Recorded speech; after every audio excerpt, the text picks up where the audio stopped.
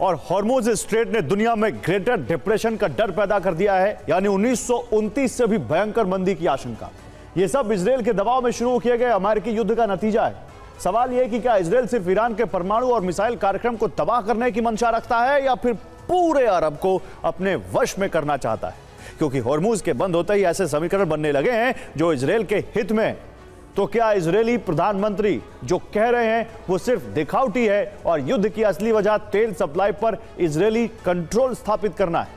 इस रिपोर्ट में समझने की कोशिश करते हैं। सवाल यह है कि हॉर्मुज बंद हुआ या फिर अमेरिका इजरायल ने जानबूझकर बंद कराया। अगर जानबूझकर बंद कराया तो इससे इजरायल का फायदा क्या है?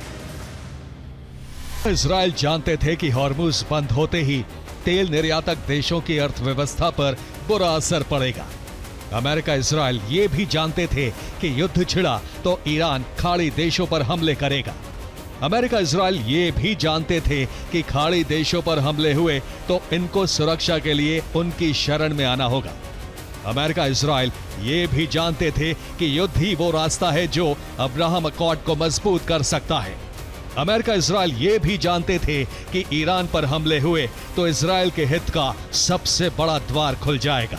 और अरब की अर्थव्यवस्था के लिए सबसे अहम है तेल और गैस, और अर्थव्यवस्था को के दिल को चलाने वाली इसी धमनी से इजरायल अपना कनेक्शन जोड़ना चाहता है। शायद इसीलिए ईरान पर हमलों की शुरुआत की गई। ये कैसे होगा ये समझने की कोशिश करते हैं। इस वक्त खाड़ी देशों का तेल निर्यात बंद है और वैकल्पिक रास्ते विकसित किए जा रहे हैं। फिलहाल कई छोटी बड़ी तेल पाइपलाइन सक्रिय हैं और भविष्य का संभावित मॉडल कुछ इस नक्शे की तरह हो सकता है। यूएई की एडकॉप पाइपलाइन को सऊदी अरब की ईस्ट वेस्ट पाइपलाइन से जोड़ा जा सकता है। इसके अलावा कतर को भी सऊदी अरब की पाइपलाइन से जोड़ा जा सकता है।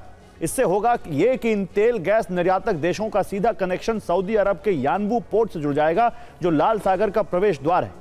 अब यहां से तेल और गैस टैंकरों के जरिए रवाना होंगे। ये सुएज नहर से नहीं बल्कि अकाबा की खाड़ी से होते हुए इजरायल के इलात पोर्ट पर पहुंचेंगे। यहां से इजरायल की इलात एशकेलोन पाइपलाइन का इस्तेमाल होगा, जो पहले से 12 लाख मिलियन बैरल तेल रोजाना भूमध्य सागर तक पहुंचा रही है। इस पाइपलाइन से खाड़ी देशों का तेल भूमध्य सागर पहुंच जाएगा। यह सुएज नहर से तेज, सस्ता और सुरक्षित रास्ता होगा। शायद इसीलिए हॉर्मुज बंद कराया गया ताकि तेल आपूर्ति पर इजरायल का नियंत्रण हो सके। इजरायली खुफिया एजेंसी मोसाद ने कहा है कि ईरान में अभी काम खत्म नहीं हुआ है।